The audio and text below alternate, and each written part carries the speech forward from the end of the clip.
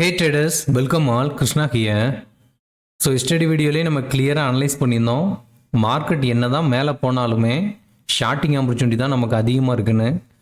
So கிட்டத்தட்ட 1.5 months நம்ம பார்த்துட்ருக்கோம். அதிகப்படியாக செல் அண்ட் ரைஸ் இதை தான் நான் வந்து டெலிகிராம்லேயும் யூடியூப்லேயுமே சொல்லிகிட்ருக்கேன். ஸோ எகெயின் பாருங்கள், இன்றைக்குமே செல் அண்ட் ரைஸ் தான். ஸோ மார்னிங் நம்ம சப்ஸ்கிரைபர் கூட நான் சாட் பண்ணிட்டு இருக்கும்போது கூட அவர்கிட்டையும் சொல்லியிருந்தேன்.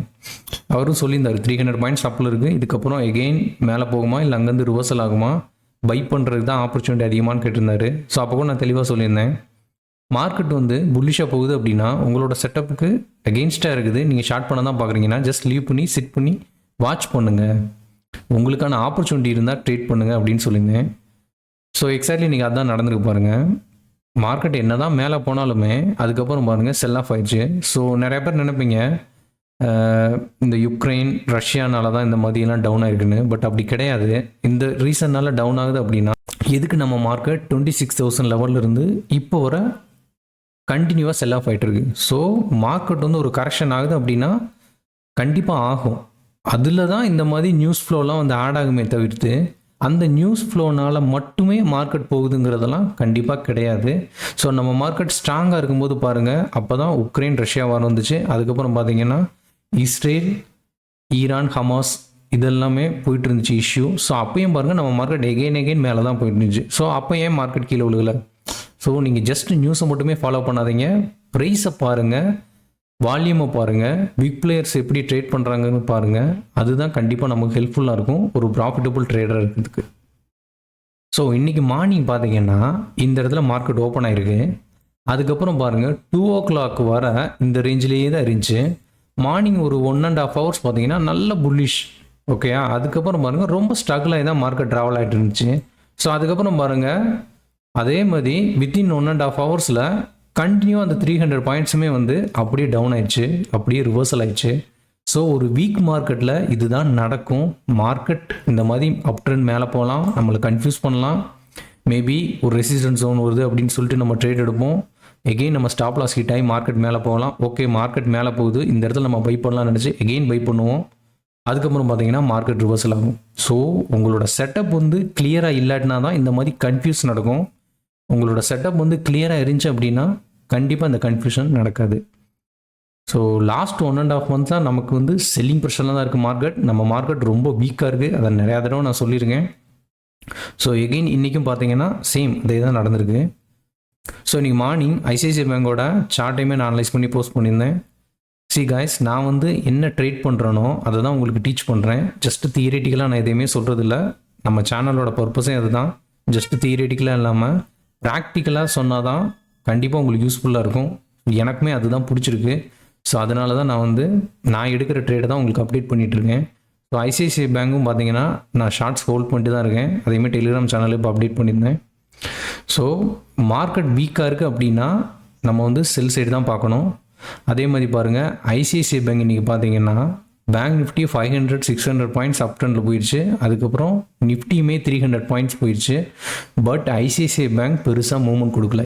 எதனால் அது மூவ்மெண்ட் கொடுக்கலன்னா அது பியரிஷ் செட்டப்பில் இருக்குது, ட்ரெண்டு வந்து பியரிஷாக இருக்குது. ஸோ அதனால தான் அது மூவ்மெண்ட் கொடுக்கல அப் சைட். ஸோ இந்த மாதிரி நீங்கள் சென்டிமெண்டெல்லாம் அனலைஸ் பண்ணணும். ஓகேயா, ஒரு ஸ்டாக் அண்ட் இண்டெக்ஸஸ் இருக்குன்னா அது ரெண்டையுமே நீங்கள் அனலைஸ் பண்ணிக்கிறணும். அப் ட்ரெண்டில் போகணும் அப்படின்னா கண்டிப்பாக அதுக்கு சினாரியோ இருக்குது, அதுக்கான ட்ரேடிங் செட்டப் இருக்குது. அதே மாதிரி பியரிஷாக இருக்குன்னா அதே மாதிரி தான் சேம். ஸோ ஐசிஐசிஐ பேங்க் சார்ட்டையுமே நம்ம இந்த வீடியோவில் பார்க்கலாம். அதுக்கப்புறம் கம்மிங் டேஸில் நிஃப்டி அண்ட் பேங்க் நிஃப்டிலாம் எப்படி போகலாம், இன்றைக்கி எப்படி நமக்கு ட்ரேடிங் ஆப்பர்ச்சுனிட்டி இருந்துச்சுங்கிறத டீட்டெயிலாக பார்த்துருவோம். ஆல்ரெடி சொன்ன மாதிரி மார்க்கெட் மார்னிங் நல்ல புல்லிஷாக போச்சு. ஸோ அப்போ நான் கிளியராக டெலிகிராம் சேனலில் அப்டேட் பண்ணியிருந்தேன். மார்க்கெட் வந்து 23,300 அண்ட் 23,500ங்கிறது இம்பார்ட்டன்ட் சப்போர்ட்டில் ஒன்று.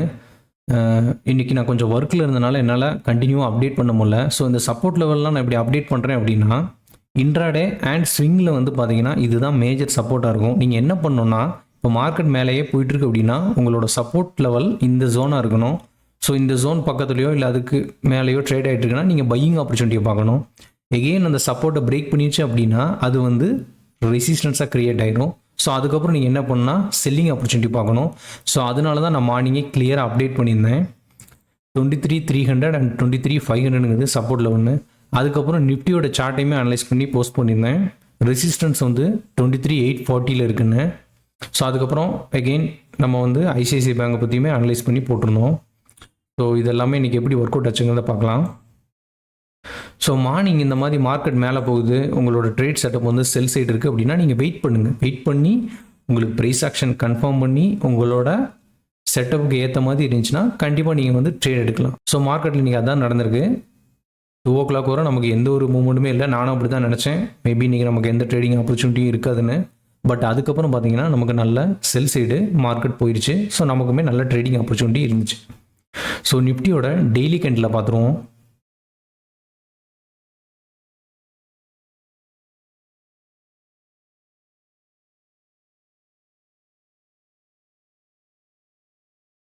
ஸோ டெய்லி கேண்டில் பாருங்கள், கிளியராக ப்ரைஸ் ரிஜெக்ட் ஆகிருக்கு அப்பர் சைடில்.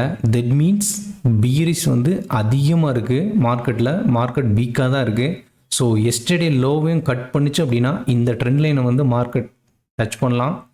23,150 200 ரேஞ்சுங்கிறது நெக்ஸ்ட் சப்போர்ட்டாக இருக்கும். ஸோ வெயிட் பண்ணி பார்ப்போம், நாளைக்கே டச் பண்ணுதா இல்லை கம்மி டேஸில் டச் பண்ணுதான்னு. அதே மாதிரி இந்த ட்ரெண்ட் லைனை பிரேக் பண்ணுச்சுன்னா எந்த ஜோன் வர போகலாங்கிறதையும் நான் நிறையா தடவை மென்ஷன் பண்ணியிருக்கேன். ஸோ யார் இந்த வீடியோ ஃபஸ்ட் டைம் பார்க்குறீங்கன்னா ப்ரீவியஸ் வீடியோவை செக் பண்ணி பாருங்கள். ஸோ அதுக்கப்புறம் நிஃப்டி பேங்க் பார்த்துடலாம்.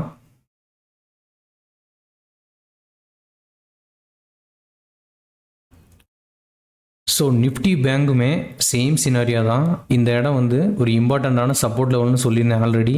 ஸோ எக்ஸாக்ட்லி இப்போ அந்த ப்ரைஸ் வந்து இந்த சப்போர்ட் லெவலில் தான் இருக்குது. பட் அப்பர் சைடு நமக்கு நல்லா ப்ரைஸ் ரிஜெக்ட் ஆகிருக்கு. ஸோ இந்த ஜோன் ரொம்பவே இம்பார்ட்டன்ட். 51,200 கண்டிப்பாக ரைஸ் ஆகி போகிறதுக்கு சான்சஸ் குறைவு. இன்கேஸ் அந்த ஜோனில் ரைஸ் ஆகி போச்சு அப்படின்னா கண்டிப்பாக நான் ஷார்ட்டிங் ஆப்பர்ச்சுனிட்டி தான் பார்ப்பேன். ப்ரைஸ் கன்ஃபார்ம் பண்ணால் மட்டும்தான் நான் ஷார்ட் சைடு எடுப்பேன். பிளைண்டாக ஷார்ட் பண்ண மாட்டேன். அதை எப்போயுமே மைண்டில் வச்சுக்கோங்க. இந்த சப்போர்ட் லெவலில் பிரேக் பண்ணிச்சு அப்படின்னா கண்டிப்பாக ஃப்ரீ ஃபால் தான், நல்ல ஒரு மூவ்மெண்ட் கொடுக்கும். ஒரு 700-800 பாயிண்ட் மூவ்மெண்ட் போகிறதுக்கு சான்சஸ் ரொம்பவே அதிகம். ஸோ இந்த லெவல் எல்லாமே வாட்ச் பண்ணி வச்சுக்கோங்க. அதுக்கப்புறம் ஐசிஐசிஐ பேங்கோட சார்ட்டை கிளியராக பார்த்துடலாம்.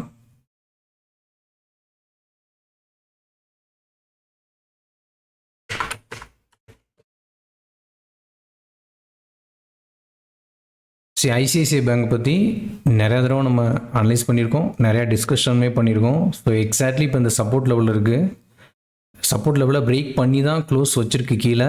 பட் போஸ்ட் செட்டில்மெண்ட்னால ப்ரைஸ் 1249 காணிக்குது. இப்போ ஜஸ்ட் 5 minute கேண்டில் ப்ளாட் பண்ணுறேன். இப்போ உங்களுக்கு தெளிவாக தெரியும் பாருங்கள். பார்த்தீங்களா, 1244 க்ளோஸ் ஆகிருக்கு. ஸோ இந்த ட்ரெண்ட் லைனை கீழே தான் க்ளோஸ் வச்சுருக்கு. ஸோ கம்மிங் டேஸில் நல்ல பீரிஸ் கேண்டில்லாம் ஃபார்ம் ஆச்சு அப்படின்னா கண்டிப்பாக நல்ல ஒரு ஃபால் இருக்குது ஐசிஐசிஐ பேங்கில். நான் சொன்ன மாதிரி 1160 ஜோன் வர போகலாம். ஸோ வெயிட் பண்ணி பார்க்கலாம். இன்கேஸ் நீங்கள் ட்ரேட் பண்ணுறீங்க ஐசிஐசிஐ பேங்கில் நம்ம ஷேர் பண்ணுற இன்ஃபர்மேஷன்லாம் வச்சு அப்படின்னா கண்டிப்பாக ட்ரெயிலிங் ஸ்டாப் லாஸ் யூஸ் பண்ணுங்கள். பிளைண்டாக 1160 போகும் நான் சொல்கிறதுனால அப்படின்லாம் நீங்கள் நினைக்காதீங்க. ஸ்டாக் மார்க்கெட்டில் யாராலையுமே கேரண்டி கொடுக்க முடியாது. எல்லாமே ரிஸ்க் மேனேஜ்மெண்ட்டை ஃபாலோ பண்ணி தான் இதில் ப்ராஃபிட் ஏர்ன் பண்ண முடியும். ஸோ நீங்களுமே உங்களோட ரிஸ்க் டேக்கிங் கெப்பாசிட்டிக்கு ஏற்ற மாதிரி தான் ட்ரேட் பண்ணணும். அதை எப்பயுமே மைண்டில் வச்சுக்கோங்க. ஸோ ஓகே கைஸ், உங்களுக்கு எதுவும் டவுட் இருந்துச்சு அப்படின்னா கமெண்ட் பண்ணுங்கள். Definitely I will help you out. Video பிடிச்சிருந்துச்சுன்னா உங்கள் ஃப்ரெண்ட்ஸுக்கு ஷேர் பண்ணுங்கள். நீங்களும் சப்ஸ்கிரைப் பண்ணாமல் நம்ம சேனலை பார்த்துட்டு இருந்தீங்கன்னா சப்ஸ்கிரைப் பண்ணுங்கள். தேங்க்யூ, பாய்.